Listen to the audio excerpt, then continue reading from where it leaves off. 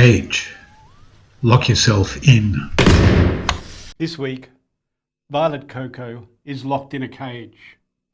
She's locked in a cage for 15 months, sweet ears, because she expressed concern about climate chaos. More accurately, she expressed concern about the government's failure to do anything to address the causes of that chaos.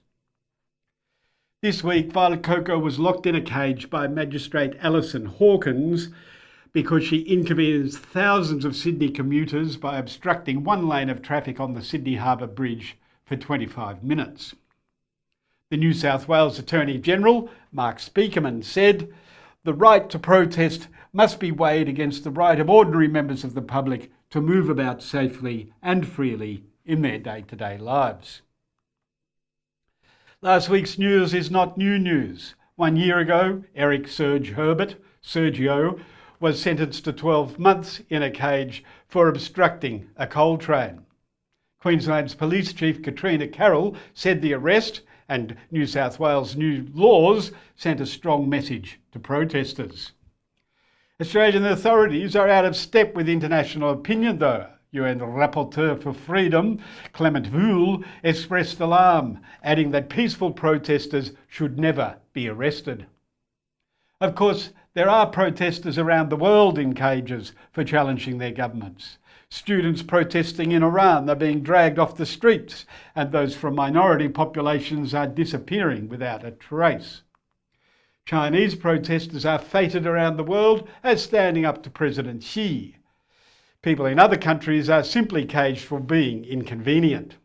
Australia's Deaths in Custodies program still murders around 80 people a year.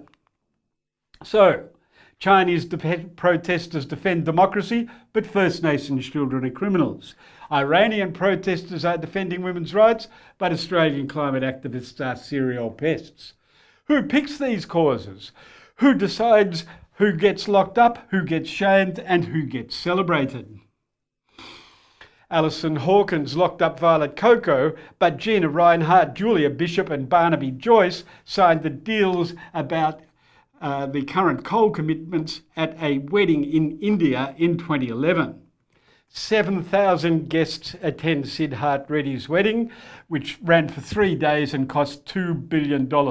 It was described by the politicians who went to the event as a high-level global business event. So, somewhere between a billionaire's wedding 11 years ago and the courtrooms of Sydney last week, the message has been transferred that short-term profit is more important than the long-term well-being of the people. We must balance economic considerations with environmental ones. Along the way, the message has become transformed into the inconvenience caused to daily commuters is more important than the deaths of other unknown people at some point in the future. And how are these messages transmitted, conflated, confused, simplified and turned into three-word slogans? They are transmitted, sweet ears, by people like me talking to people like you from our fake media cages. Usually we move as a mindless pack, hunting the latest female Prime Minister. We shape the bubble in which we communicate by dressing our cages in the livery of our choosing. Sometimes we step outside our cage and drop into your world to amplify our connection with you. We can even drop in on ourselves using the magic of the realm of the screens to distract you from critiquing our rhetorical errors. And because of the choices we make in our pretend cages, real people get locked up in real cages. People like Violet Coco, people like Sergio, people like Dylan Voller.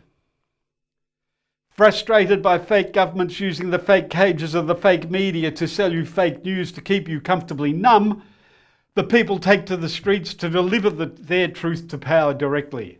They don't just disrupt the traffic though, they disrupt the flow of power. That's why the state resorts to violence. We know the power of the state is slipping when it resorts to violence. Notably, that's not what Pauline Hanson meant when she suggested that the police use cattle prods to move on protesters. She simply does not understand what is happening. She actually thinks that protesters are naughty children throwing a tantrum who need to be smacked soundly and sent to bed, like I was when I was a child. And it didn't do me any harm, did it? So, sweeties, what do? We can all take to the streets. That helps, but it's not enough. Millions of us marched against the Iraq War, but we went along anyway. It did not stop Beijing clamping down in Hong Kong. We have to take to the streets, and we have to take the message from the streets to the dinner table, to the barbecue, to the lunchroom, to the classroom, to every situation where we have a voice.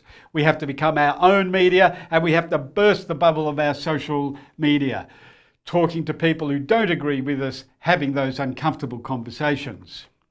I was recently wired to an exercise bike with a heart rate, temperature and other monitors. As I pedalled, my bodily functions pulsed before the doctor on a screen. In a white jacket, he regaled me as I pedalled with his political views on China, US bases, and how the US bases would prevent China from accessing the Indian Ocean through Myanmar. Now, whether it was part of the procedure designed to raise my blood pressure or not, I never asked, but he annoyed me, and I'm still talking about it. He is now the template for my activism. Every chatty bus driver, barfly, beggar, neighbour, Bible-thumping evangelist and shopkeeper knows exactly what I think about locking up Violet, Coco and Sergio and my fellow citizens of First Nations heritage. We have gone beyond polite chat, sweet ears. This is about surviving extinction.